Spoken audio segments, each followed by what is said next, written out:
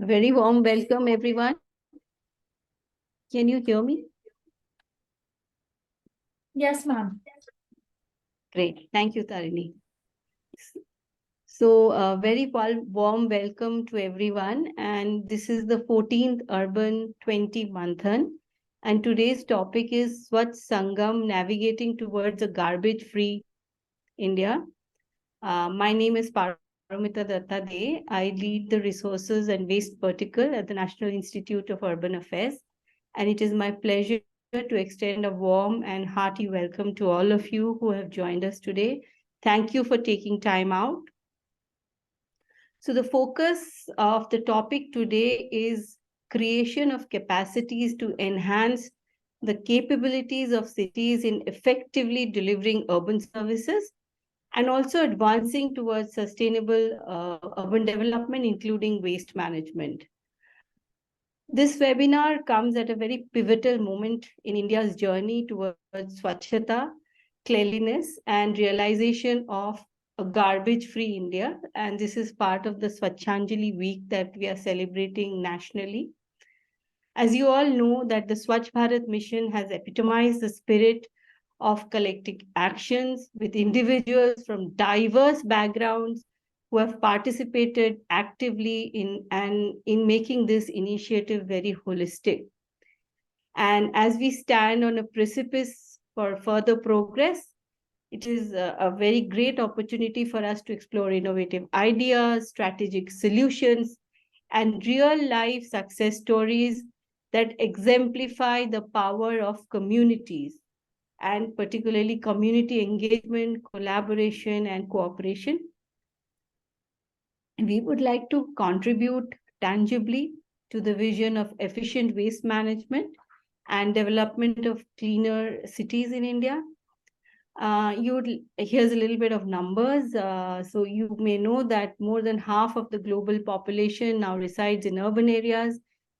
And by 2030, 2/3 of the world's inhabitants will be in cities. And India, we are experiencing a very rapid urbanization with 50% of population expected to reside in urban areas by 2030. So this demographic shift brings with it challenges as well as opportunities. And we have gathered here to discuss and deliberate on the shared vision for a cleaner and sustainable India. I extend again my heartiest welcome to each and every one of you. Before we begin the panel discussion with our luminaries here, I would like to request our director, Mr. Hitesh Vaidya, to welcome all of you and also to launch a few knowledge products that at NIUA we have created for the betterment of capacity building. Over to you, Hitesh, sir. Good afternoon, everyone, and thank you for joining us. And I know it is, a Friday evening, and you might be wanting to go home, but you are here. It means how well you think about clean India, prosper India, the call which our Honorable Prime Minister has given. And I really, from bottom of my heart, I thank you all for joining us for such a crucial discussion. As Paramita said just now, we are celebrating the Sankalp Saptaha. The idea is it is not only we are celebrating the little successes which we have, it should not be always harsh upon us, but because we have really walked the journey and we have shown last 7-8 years how India can be a clean and prosperous India. And that has been a really, it's not a words. You can go down to the streets of Indore or some of the cities which have really exemplified how clean India can be a prosperous India. And world is looking at us how with the one call of the Honorable Prime Minister, whole India has turned and made this Swachh Bharat mission as a Jan Andolan rather than just a mission which used to happen earlier. But it has become a citizen-oriented approach. And I'll give you an example. And it has not only looked at the citizens at large, but the children at home. When today you throw a garbage just outside on the street, it's your son or a daughter who points out, Papa, don't do this. And I think that has also changed the mindset and behavioral change, which comes very slowly, but I think it has contributed to that. So I'm really thankful and welcome on behalf of NIUA and Ministry of Housing and Urban Development, all of you who joined in a great discussion. I'll not come in between of the stalwarts who have really worked and swelled their hands in the trying to make this drive of cleanliness in the country much more grounded, much more useful. So they will speak on their minds, and I'll just thank them and request them to be, my whole idea was, and that is what we need to see. It's not only citizen, the behavior change, but I think language of the policy leaders should be the language of citizens. It should be the policy language of policy practitioners should be the language of actually common man working in the urban local bodies, the sweeper, the person who helps us in keep our cities clean. They should also start thinking talk on the same language as we are talking about. So thank you once again for joining us, and I'll request Paramita to talk about the launches which we are doing today. It's a small contribution as a think tank from a National Institute of Urban Affairs to take this dialogue further. So over to you, Paramita. Thank you, sir. And thank you for that very encouraging and motivating speech. I'm sure we are all energized to hear the other panelists, but about the knowledge products.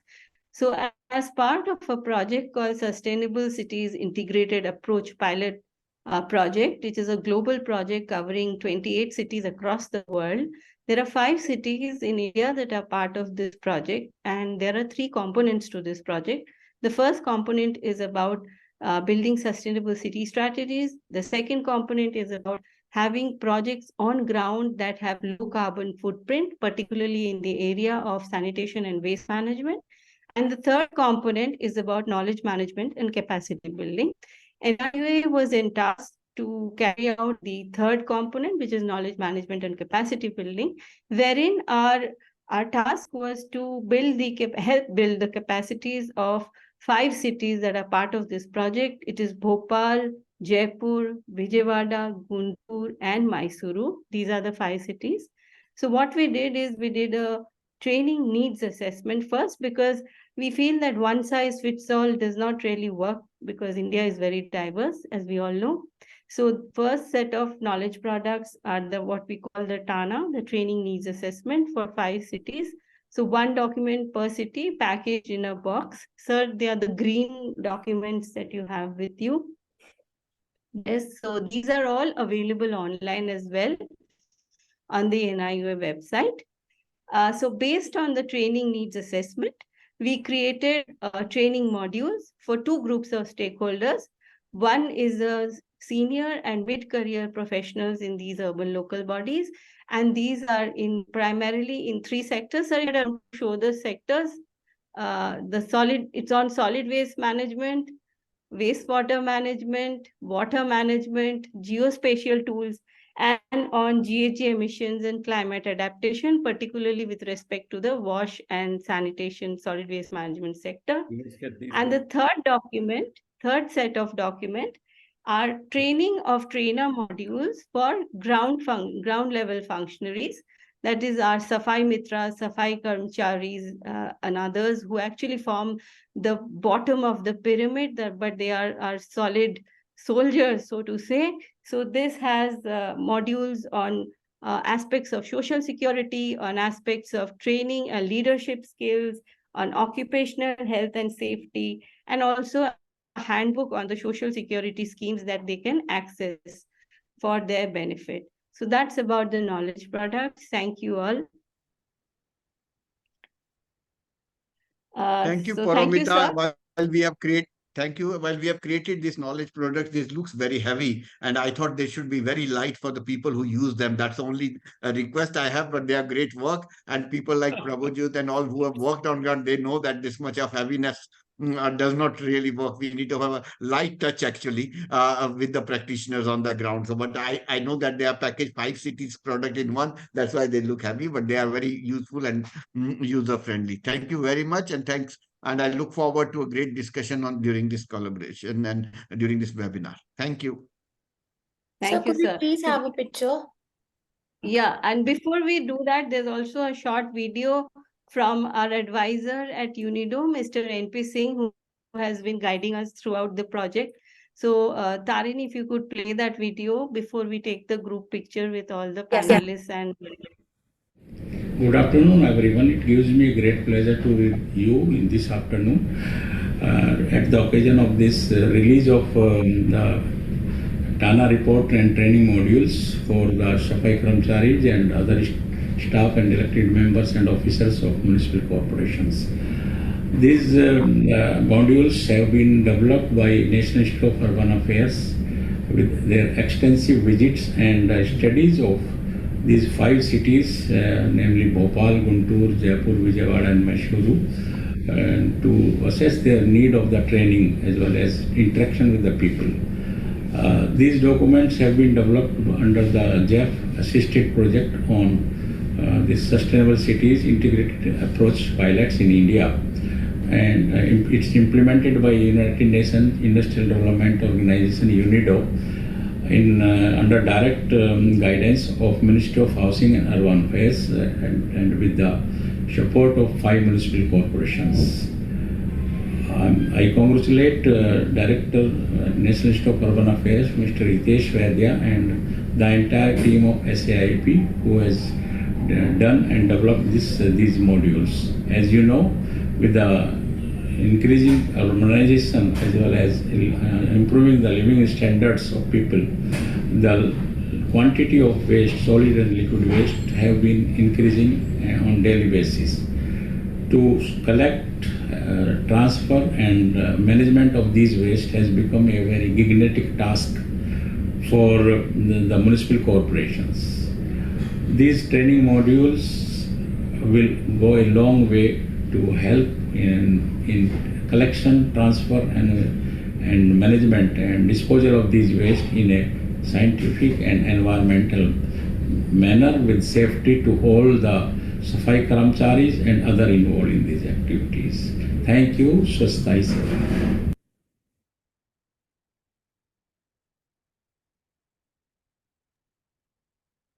thanks, Tarini. Now, may I request all panelists and Director Sir to please switch on the video so that we can have a group picture for posterity. Tarini, you are taking the picture? Yes, ma'am, I am. Yes, thank you.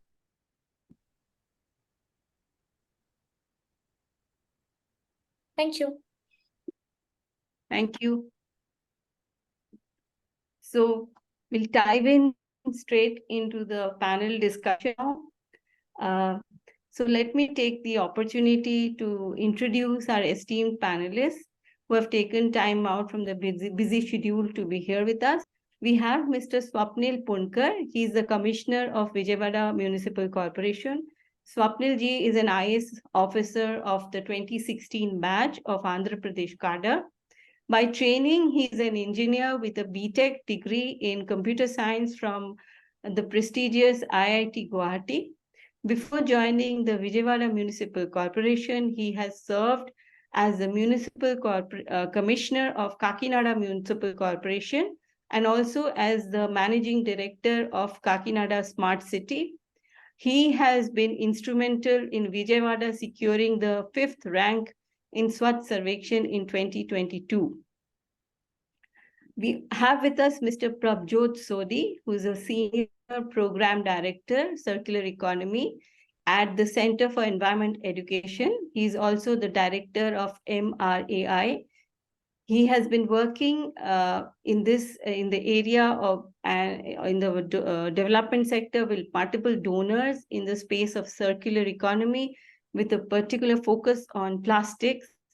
He has worked with Coca-Cola, Hindustan Liver, HDFC Bank, Nyaya Energy, Coca-Cola Foundation, to name a few. Sodhi ji has a diverse experience in leading and implementing projects in a wide range of areas for the last 40 years. Some of his areas of interest, of course, is plastic waste management, climate change, natural resource management, livelihood and living conditions of the marginalized. Sodhi ji has written a book titled Low Carbon Lifestyles, which was released in the prestigious COP20 in 2015 in Paris. He's a recipient of the Talented Conservator Award by the George Washington University, Washington, D.C., USA. So we have a very illustrious panel. Our next panelist is Dr. Renu Dhupper, who is the Assistant Director at the Amity Institute of Environmental Sciences, Amity University.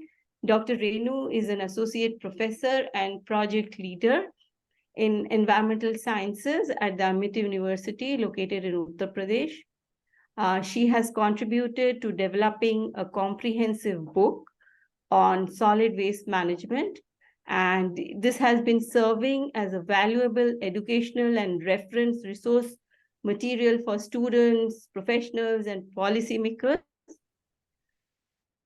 She has published many papers, research papers, and letters in the field of environmental sciences. Dr. Renu is a member of various professional associations like the Indian Science Congress, Indian Society of Social Science, and she holds a PhD degree in biosciences and biotechnology from Banasthali Vidyapith. Welcome, Dr. Renu. Welcome, Dr. Sodhi, and welcome, Swapnil ji. Thank we you, now ma'am. go to our next. Thank you. Our next panelist, we have 5 panelists in all. So the 4th panelist is Ms. Shobha Raghavan. She is the Chief Operating Officer of Saahas Zero Waste. Shobha has been associated with the organization for the last 10 years, ever since its inception. So she's one of the pillars of this organization. She has been constantly evolving the business models as per the market demand. An electrical engineering professional by qualification with over 20 years of experience. She's worked in the engineering and IT industry with a strong focus on business, engineering systems, and technology. Shobha believes in community participation and building champions among communities, and she has herself been involved in diverse community initiatives.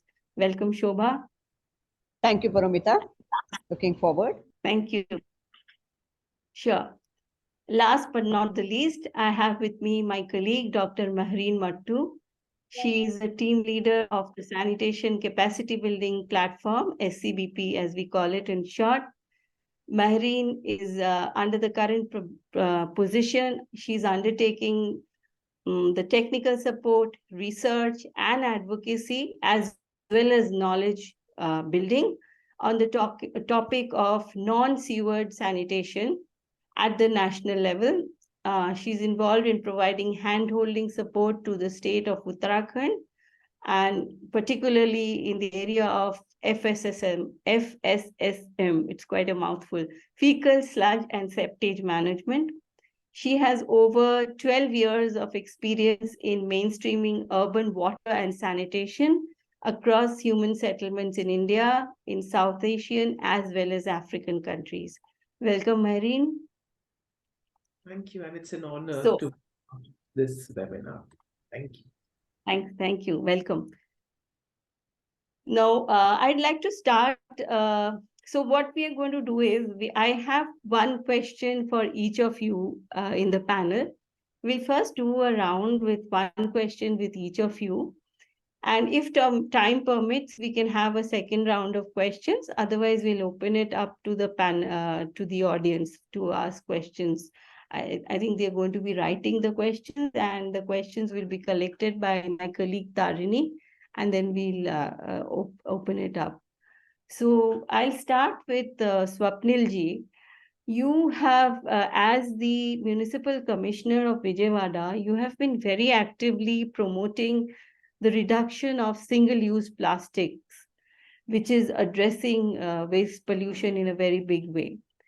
Can you share some specific initiatives or strategies that VMC, Vijayawada Municipal Corporation, has implemented, and it has encouraged residents to voluntarily get into this whole, single-use plastic reduction campaign, and how it has contributed to improving your water bodies, your canals, your drainage systems? Over to you, Swapnil ji. Yeah, good evening, ma'am. Am I audible? Yes, very much. Good evening. Yeah, good evening.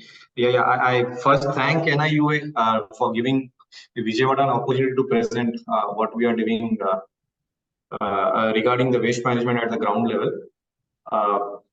And I thank all other panelists also for joining us. Okay. First thing is you are asking about the issue of the single-use plastic. So as such per se, single-use plastic, the issue is not about banning the plastic. Okay. So there are multiple ways, there are multiple channels, and in fact there are multiple, I would say, avenues through which the plastic enters the system. And finally, then it finds out ways also through multiple outlets.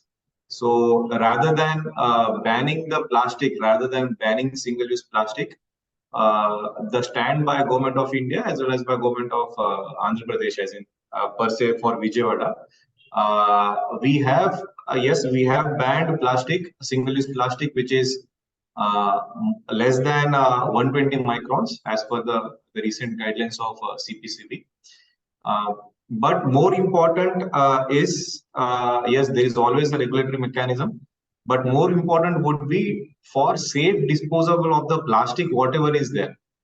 So that has to be strengthened, and if some kind of circularity is there for the plastic which is produced, then which is supposed to be disposed of, that would help in channelizing the plastic which is of good use for safe disposal. So let us not talk about particularly banning the single-use plastic, but I would say let us focus more upon safe disposal, and if possible, and I think it is possible in some cases, regarding circularity of the single-use plastic. So Vijayawada Municipal Corporation per se, when it comes to regulatory mechanism, we are having joint inspection teams wherein we go, we rate the shops, we check, we are having this micron meter wherein we do this. But when it's coming to the IEC, we are having a special groups with the RWAs, we are having special volunteer system, we are having our Sachivalayam system wherein each and every household, they are told about what are the advantages and disadvantages of using the plastic. So the disadvantages, they overweigh the advantages, and that's why public are also coming forward and they are having some kind of lifestyle change when it is coming to single-use plastic. Many events have been conducted by Vijayawada Municipal Corporation. Some could be highlighted, and some are common. For example, a street plays. Some are common like essays, drawing competition. But I would like to focus on one specific event wherein our council itself, Vijayawada Municipal Corporation Council, 64 corporators, myself, the Honorable Mayor, Honorable MPs and MLAs. During one of our council also, we had a zero waste event wherein there was not even a single item of plastic which was used on that day, including the teacups, including the I would say the plates which were used, including in fact the folders also. It was purely only paper, so nothing of plastic, sort of plastic was used on that day.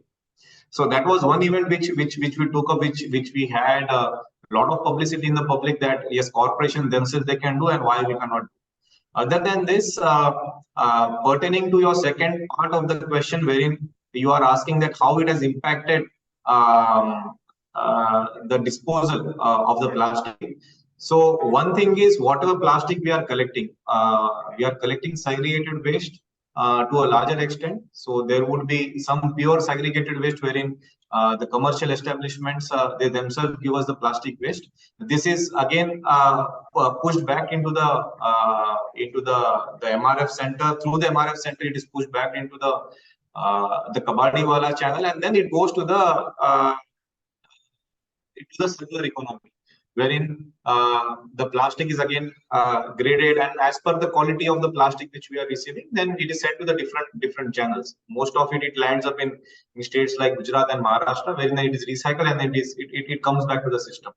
But whatever plastic which we are having at a local level, then we are trying to use it for some or the other better purpose, like having plastic roads. So 8% of bitumen, it can be replaced by plastic. So such kind of initiatives we are having. Other than that, initiatives like eco bricks, initiatives like making, as in recycling the items, not recycling, basically it is reusing. Reusing would be a good word, through the RRR center. So RRR center is one of the initiative which Government of India, Swachh Bharat Mission had taken up, and then we are having 3 permanent RRR centers, and then 64 RRR centers wherein they suddenly pop up at some of the other event, but 3 permanent reduce, reuse, and recycle centers wherein this plastic is collected and then it is reused in one or the other form. Mainly, the items are washed off, and then again they are given to the public for the purpose of reuse. When it is coming to how it has affected our drainage system and how it has affected particular our canals. So Vijayawada Municipal Corporation is blessed with 3 canals. So there is the main river, Krishna River, wherein 3 canals they come out of the river, and then they serve as the main source of drinking water for corporation and for all the villages which are down the line. So this has given us a great impact, huge impact, wherein at one point of time we had to deploy 400 workers continuously for a period of 1 month, and we could extract 6,000 tons of waste, mostly being plastic again, because all the organic waste it gets washed off with the water, it gets decomposed with the water, with the flow, but the plastic was there. So 6,000 tons of plastic was renewed by us. It was, I think, nearly 6 months ago.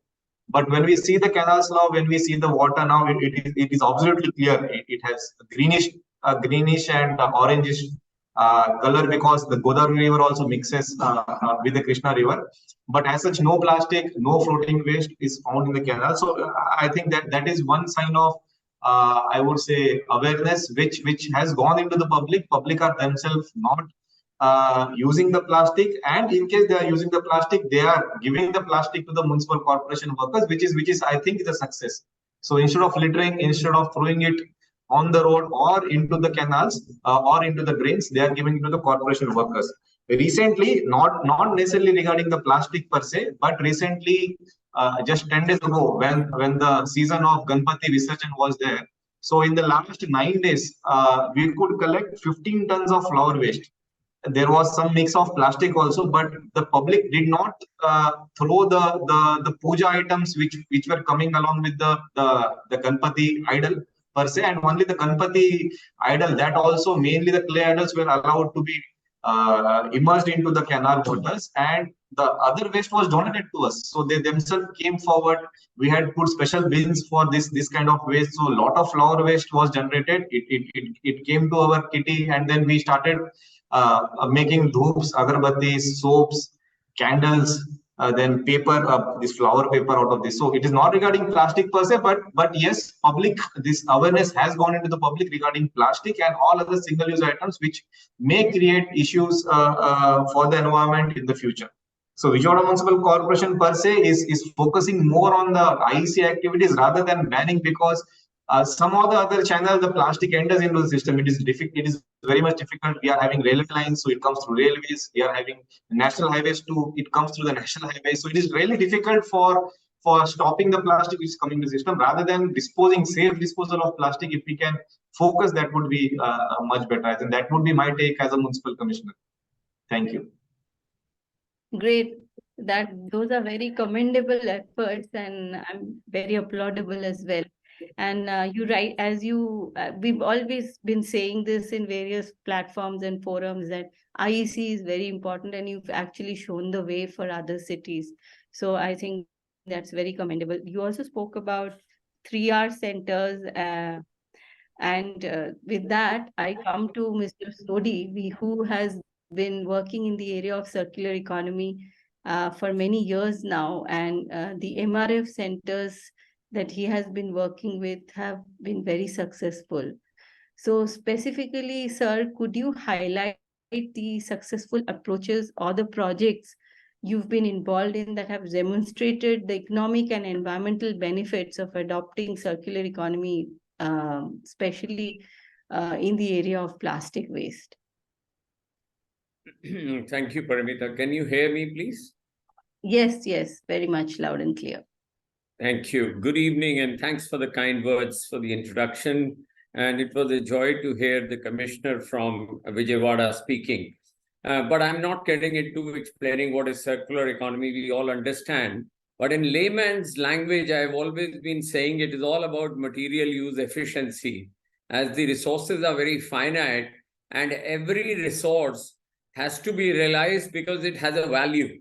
And nothing practically should go as waste. We should have as much less as it goes to end of life cycle. Otherwise, that's not being a circular in nature. These are the transformational thinking that the government of India has brought through the circular economy committees in the Niti Aayog. And I think so that is also a road to low carbon, Paramita. That is also a message to the taking the last 8 to 10 years on the focus now based in CE, earlier in UNDP, and this in HDFC project.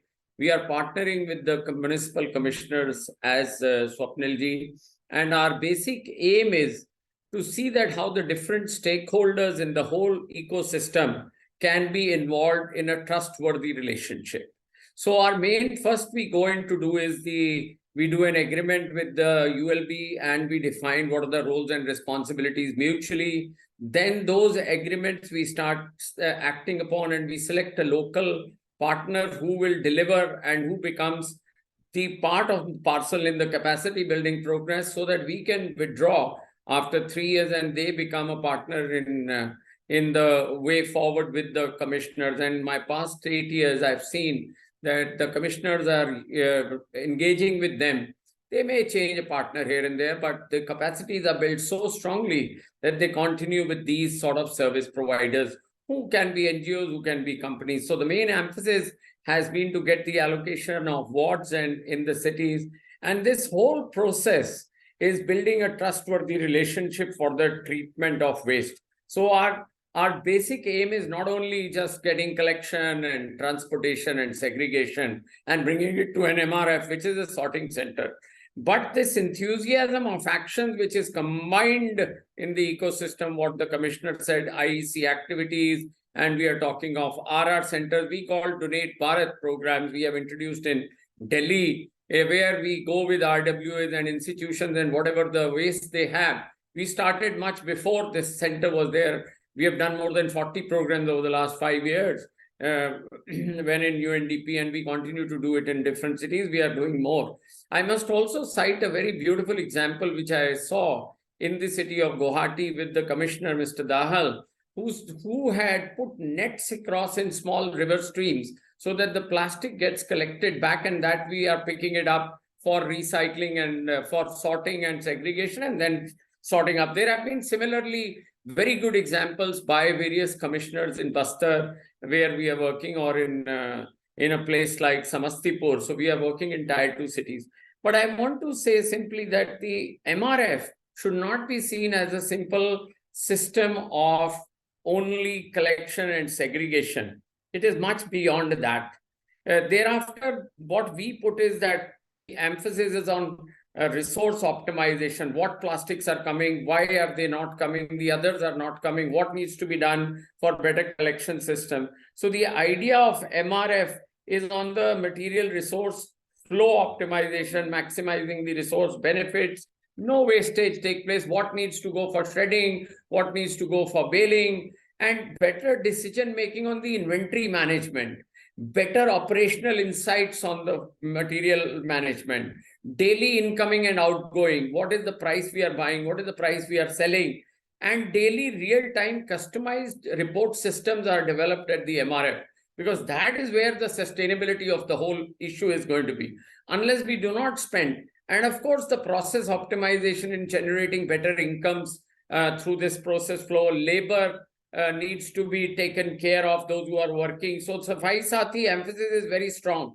While we put manual and digital control of issues and data, we also put a very great emphasis on the safety aspects. We link up with the fire departments, with the fire brigades, and do training exercises, because plastic is all about heat energy and this is susceptible to fire. Insurances are put in place. Insurances for the material, insurances for the people working on the ground, on the machines and off the machines. So it is a group insurance schemes which are developed. So all these systems are developed in order to see that the environmental issues are addressed. Not only that, we have learned so much from the people over a period of time. Last 15 years, I've been working in this space and started my journey in 2009, 10 and setting up MRFs, which is a decentralized way of doing things. The people have said, we also want to be clean. We want to go home clean. So we said there has to be separate toilets. There need to be a washing facility. Then, you see on the railway stations, those places where they can put their clothes, those boxes, and we provide those there and everybody is given a key and people handle themselves. The whole idea is to turn the decision-making and the roles and responsibility in the hands of people and they taking their decision. We have a small creche we create for the children who come along with the mothers and they can be put in the rooms and we have put some toys and things like that and that people develop their own norms and system. But on the social side, which you asked me, we provide greater amenities for clean drinking water. And I tell you, the commissioners are really very proactive. You just have to tell that these are the things. We want clean water. We want clean clothes. Why not people working on the ground, those who are working with? They also need clean water. And municipal commissioners in many places have given us, aap mujhe bataiye, Mr. Sodhi, kya lagana hai? So they will put coolers, they will put ROs, so they will put separate washing facilities for the people as bathrooms. We are building all forms of inclusivity, health cards, health camps, insurances, ID card, education for children, account opening. So fair wages, we do not deduct what the normal informal system does. They are very strongly pushing this workforce of Safai Sathis and taking the extra money out of them. We give them fair wages, and whatever the market rates are, the wages list is, wage rate is shown at the MRF, and this builds a sense of confidence. And then the people start collecting more. We buy every material. We buy from the kabadiwalas also. We buy from individuals. We have a full rape bridge there. A set of all machines are there. We put a small electronic weigh scale also so that we give a slip to the person so that the whole idea of transparency and traceability can be maintained. I think so. Compensation, no child labor, storage facilities are kept there very cleanly. So the whole idea of circularity of reuse, reduce, refurbish, or whatever you say, recycle, recover, is maintained in a more dignity and respectful manner. And I'll close there. We then analyze how the SDGs are being impacted, what the increase in salaries have taken place. It is all across the stakeholders in the ecosystem. So the waste management agency which is working, they need to profit. People, those who are being working at the grassroots, at the last mile, need to profit. That is when the Soch Badlegi happens. And that is what has made a great emphasis. And I enjoy doing this. Thank you, Parimita. I think I'll stop here. It was very encouraging to see all the enthusiasm and passion in you. And as you rightly said, it is a means for community empowerment. So MRF is just a tool for complete and holistic community empowerment. And great to hear examples. And people will then do more and more. They will do more and more. And you have officials like Swapnil and you have agencies like Saahas. Those who will come forward. And then, of course, agencies like Amity. And that really sets the whole issue up. And people are ready to invest. I find sometimes people sending me less of funds, but I don't see any paucity of funds. I see that if you do a good job, there are people who are there to support. Thank you for allowing me an extra minute. Thank you. Thank you. So with that, I come to Miss Renu Dhupper. Dr. Renu Dhupper. She is an academician and you have been working in the area of solid waste management. Now, what do you think educational institutions can do in shaping the mindset and the skill set of future professionals and leaders? And we would also like you to share some insights about the academic program that your institute that is contributing to this whole discourse on sustainable waste management and environmental improvement. Thank you, ma'am, for giving this opportunity. Good afternoon, esteemed panelists and their participants. First, I express my heartfelt gratitude to the entire organizing committee of the National Institute for Urban Affairs for providing me with the incredible opportunity to participate in this program to share my views on how we can make our country garbage-free and what will we do as a commission to promote the awareness programs so that each and every individual our country come to know about that waste management is nowadays a big problem. They have to do something for its management and create a sustainable development program. So your hard work and commitment to advancing knowledge and promoting excellence in the field of waste management and sanitation are truly commendable. Thank you, ma'am. So your question is that what will our contribution from the academic area in this clean water and sanitation and waste management? So as a director of Amity Institute of Environmental Sciences, I can attest to the pivotal role that educational institutions play in shaping the mindset and the skill set of the future professionals and leaders in the context of the achieving a garbage-free India and promoting sustainable waste management and also the environment conservation. So the first thing which we create in our academic institutes, not only the academic, but nowadays this environmental science becomes a very important part of the education, starting from the school level to the higher education level, starts from the 3rd class to the 12th class, then BSc, MSc, in every area where we give the awareness about the environment, and in the awareness we give create the importance of the environment. What do you mean by the environment? What are the major hot current issues which we are facing? So in this hot current issues, waste management, one of the most important hot current issues. And in our institute, Amity Institute of Environmental Sciences, we are taking this subject solid waste management, clean water and sanitation, and this wastewater treatment and environment impact assessment, auditing. All these courses are running in the BSc and MSc program.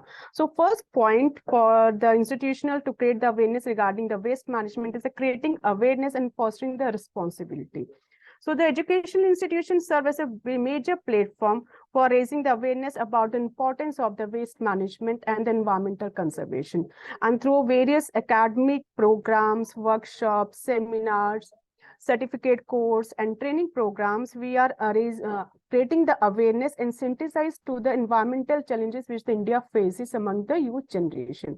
And this awareness basically fosters a sense of responsibility of the students towards the environment. Second point is interdisciplinary education. That is one of the most important point.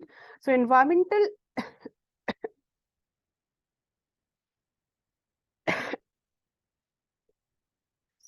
So this environmental science and solid waste management are the inherently interdisciplinary fields. So academic program at our institution also emphasize a multidisciplinary approach, which exposing students to a wide range of subjects, which I already mentioned, that solid waste management, wastewater, EIA, auditing, clean water, sanitation, and most importantly, the sustainable development goals.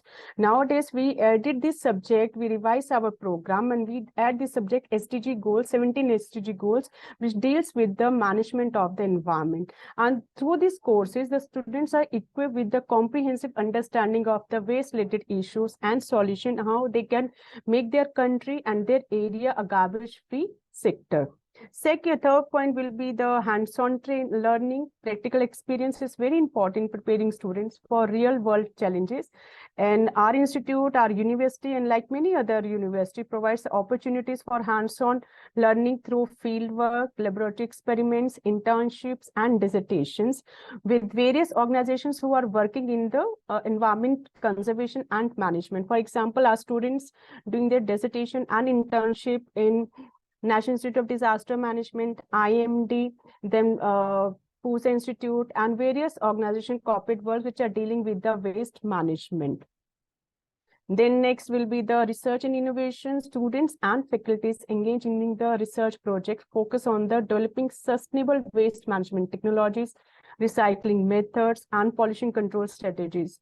So the faculties are submitting their projects in the field of waste management, in the field of urban sanitation, in the field of clean water, because these are the major hot current areas. So the projects are submitted in these sectors, and we are receiving the projects from the various funding agencies, from DST, from DBT, and also from the various organizations in the form of CSR, corporate research responsibility projects. So this research basically informs the policies and practices in the field and with the innovative work to the society. And in Amity University, PhD students are also doing their research in the area of waste management strategies, and they give the innovative outcome as a future recommendation, and also a good number of projects under this theme is going on. Next is most important is the community engagement. Many educational institutions engage Ma'am, students. sorry to disturb you. In the interest of time, can you just Yes, sure. maybe another Yes. 2 minutes? Okay, Yeah, ma'am, no thank you. issue. So students are engaged with the local communities on the waste management projects, and this fosters a sense of social responsibilities and empowers students to make a positive impact at the grassroots level. And most important, which I want to share in this platform, that at the Amity University, we are doing outstanding work in the field of waste management. We have a STP plants, we have a paper recycling programs, we have an efficient composting process. It means the whole waste which is generated in the Amity University, it's recycled within the university. So our university is also a plastic-free university. In the composting, we do the composting, we prepare the organic manure, which is used as a fertilizer by the farmers and also utilizing within the university. And by the STP plant, we get the recycled water, and this water used for the irrigation and for the washing of the floors and for the other purposes. So and I just want to say that now it is very important issue, and it's a need of the time that each one of us, either the faculty members or students, come to know about the management of their environment by means of the various tools and technologies by which we can do the proper waste management practices. Thank you, ma'am. Thank you, ma'am, for that very extensive talk about all the programs that you have at your institute. And what I really liked was that you are practicing what you preach. So, and what you teach in this case, and there's a lot of experiential learning that your students are exposed to. So congratulations for a comprehensive academic program. Now I would like to ask Shobha a question. Shobha, you have been with Saahas Zero Waste for a long time, and the organization plays a pivotal role in promoting circular economy principles and solid waste management. Now, for organizations and institutions that want to become zero waste, or they want to become zero landfill, I mean, technically maybe not zero landfill, but minimum waste going to the landfill. So what do you think is your message to them? What are the key steps and benefits of partnering with Saahas? And I would also like you to elaborate on some success stories or case studies that highlight how you have helped organizations or communities and maybe bulk waste generators in achieving their goals for waste management. Yeah. Thanks, Paramita. Thanks to NIUA to help us showcase our work. So I'll answer the second part of the question, because once I cover that, the first part gets covered automatically. We have had hands-on experiences with bulk waste generators in Bangalore. When I say bulk waste generators, they are largely the corporates and the tech parks, which are generating almost 40% of the city's waste. We work in Chennai, Hyderabad, Bangalore in the same model. And how we have done it is, it has been a very systemic approach, and this has really worked for us. It has helped give a handshake with the bulk waste generator. It has made them believe that yes, zero waste is possible. We have been able to divert 98% of the waste from landfill and do a resource recovery. And our approach has been very simple. We have 4 stages in this entire process to achieve almost 95 to 98% diversion from landfill. The first phase is, the 4 phases are sensing, visioning, prototyping, and scaling. So in the sensing phase, we go and try to understand what is the level of segregation. Do they measure their waste streams and the waste quantities? Do they have proper storage equipment and infrastructure? Do they have the right end destination? Is leadership involved? Is leadership having this as a priority? Are there any waste champions within the campus whom we can mobilized to get traction from inside. In the visioning phase, what we do is we talk to them very categorically. Are you looking at waste management as a compliance, or are you looking at it as a holistic process? Is there a vision for zero waste? Is there a goal? Is there a policy that the organization wants to take? Do you believe in operational excellence, even in the space of waste, as you have operational excellence in other aspects of business? Do you think that's possible? Do you want it to be part of waste? And do you see waste management being a impactful activity that you take as part of your business? Once we do the sensing and visioning, we move to a prototyping state where we put down the policy and allow the organization to drive this as a zero waste policy. Let it be part of the culture, the DNA of the organization, like other policies they already have. Look at the infrastructure that is required for helping this waste management be a success. Engage with the people of the organization, the employees, the different facility management team, and get a handshake with them, because they are the generators of waste. They need to understand that the waste is being processed at their own backend. Get the people sentiment, get the people okay. Look at all the processes, because waste management is so process oriented. It's so and any one mistake in process can actually create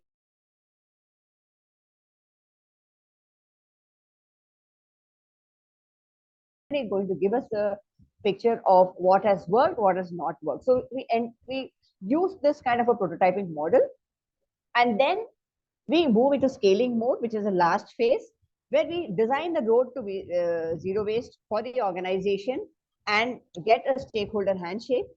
We get insights from the prototyping to see where have there been problems, because it's quite customizable in and have different campuses have different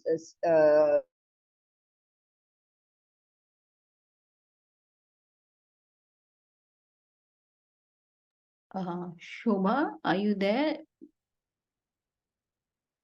I think we lost your video and audio as well.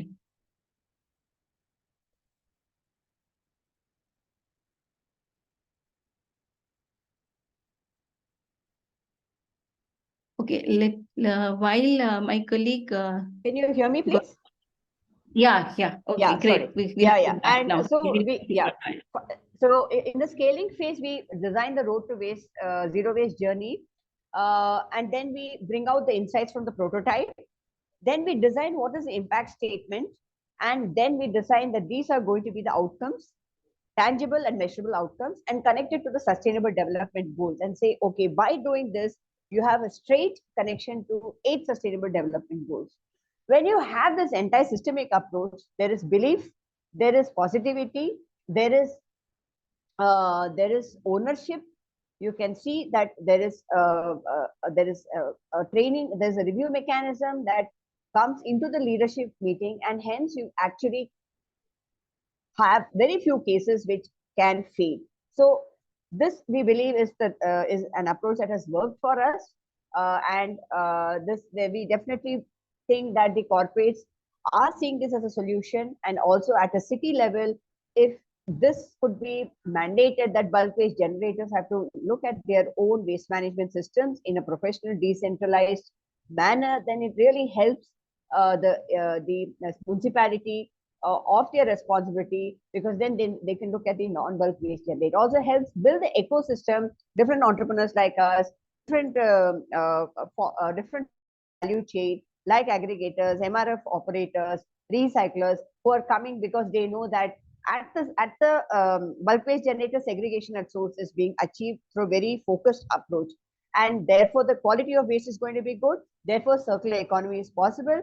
Therefore, the economics and resource recovery is also possible. I would like to stop here, Paramita. Thank you, Shobha, for highlighting the fact that one needs a systemic approach, and then one needs to work in tandem with those who are generating the waste, and they have to believe in what solution you are suggesting them. And once they see the results, then success is easy to get by. So, and I think all our speakers are pointing out at the fact that it has to be systematic, it has to be collaborative, and it has to be end-to-end. right? So with that said, we have very little time left for you, Mahreen, because you are my colleague. So I'm taking undue advantage of that. So if you can quickly tell us that we all know the importance of skilled human resources in achieving sustainable urban sanitation. So can you elaborate on some challenges that you have been facing in the SCBP work, and also earlier that you've been working in the area of the capacity building? What are the challenges faced by municipalities and practitioners, and what are your insights on government initiatives that are working to overcome these challenges and build the technical capacity of the entire sanitation and waste management workforce, so to say, at the municipal level? Thank you, Paramita, for giving me the platform. So, very good insights from the previous speakers. So, as Mr. Sodhi said, ki soch badalni hai. And I come from sanitation background, and I know we all know the fact that when you plan for a city, it's not only solid waste, but water, sanitation go in tandem with each other. And Swachh Bharat mission has been that revolutionary mission which has brought that change with regard to open defecation free and Swachhata as a whole. However, when you talk about the capacities of the municipal functionaries, things have changed, but there is a need for improvement, because when you talk about tier 1, tier 2, tier 3 cities, especially tier 2 and tier 3, you have the problem with regard to adequate municipal staff. And second is their competency, whether they are competent enough to take over their job.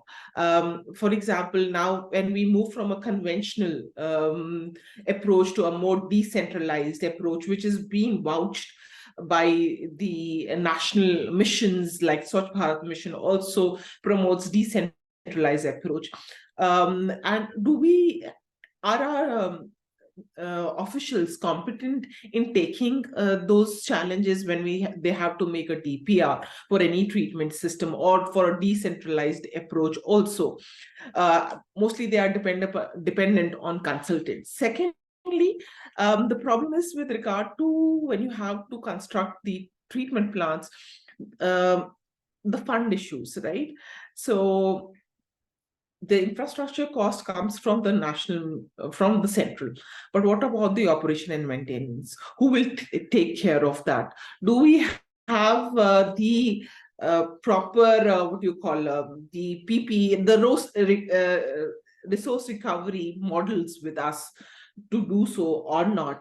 There are a number of challenges. One and foremost, because you have to build the capacities of the municipal functionaries, and Government of India is taking direction towards that. For example, in the Mission Karam Yogi, we have the iGot platform, which is an e-learning platform for the civil servants. However, it has started for the IAS, but it will trickle down across all the officials of the 4,000 odd cities across urban India. So there are steps being taken. Then you have the National Urban Lively Learning Platform, which is again an e-course, because now we are moving into a more digital world, and where everyone would want to be more handy with regard to what knowledge is being imparted, and it goes for the officials also. So on a larger canvas, if we see, even when we do capacity building in NIU, and NIU has a forte of capacity building, many of these officials say, please show us more of a real implementing site where it has happened. So peer-to-peer learning, twinning programs are much needed.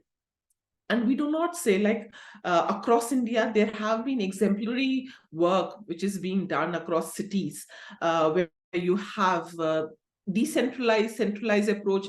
What works where is something which we need to take in cognizance. But codifying case examples of pan-India is what is the need of the hour, and importance of bringing various stakeholders. When we have these capacity building trainings, when we have more of a classroom base, I think it's more important to bring a more mixture of not only government officials, but also from practitioners who bring the ground reality. And why not the RWAs to be a mixed group so that they have a peer-to-peer sharing environment within. So yeah, these are my thoughts with regard to the capacity building thing. And when you talk about how Government of India is taking into it, we have the Swachh Bharat Mission, and Swachh Bharat Mission 2.0 strongly talks about the used water management, wastewater, which has been now said as used water, because as it has to be seen as a resource rather than a waste. And how do we quantify it? You have case examples across India. For example, in Delhi, where our office is, we have a Lodi Garden, which is a very historical place.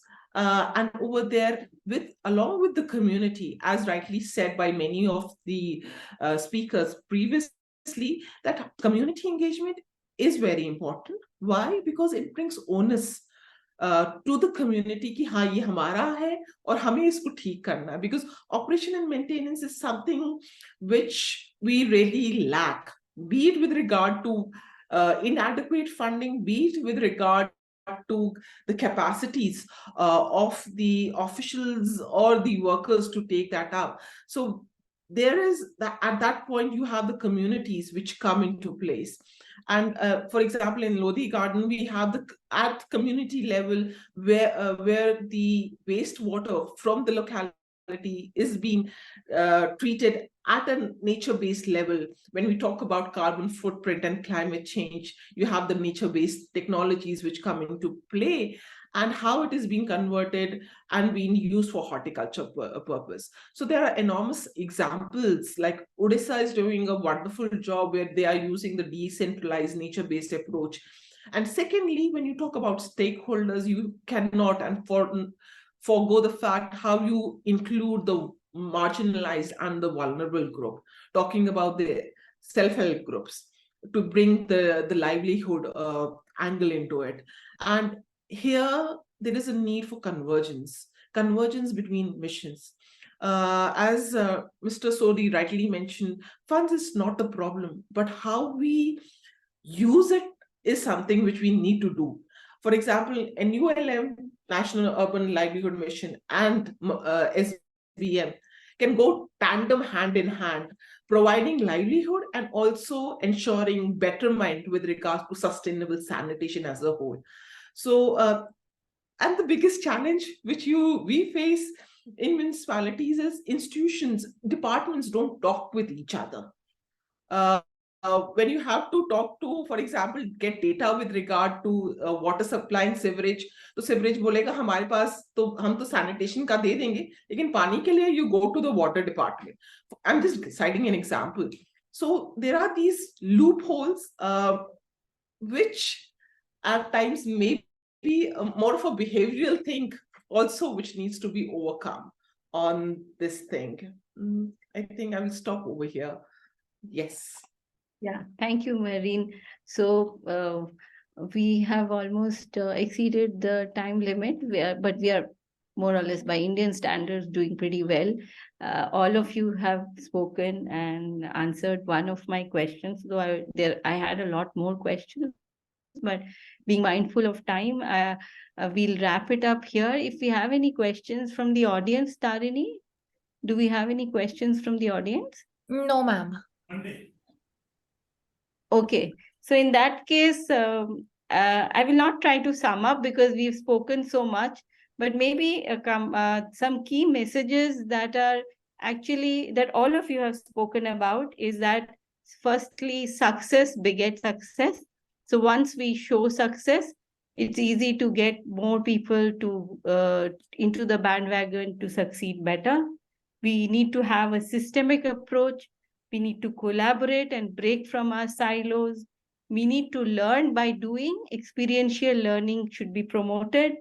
We need a lot of skilling in addition to learning. And finally, we need to look for more decentralized, customized, and inclusive solutions. So I think that would be the key messages that we are all agreeing for the sanitation sector going forward. So with that said, I thank all of you, all the panelists and the entire audience who is listening to us, who's taken time out to tune in. Thank you very much. And I'm sure we'll be able to together we'll be able to make a change. Thank you. Thank you, Paramita. Thank you, ma'am. Thank you. Thank all of you. Bye. Have a nice Bye. week. Thank Bye. you.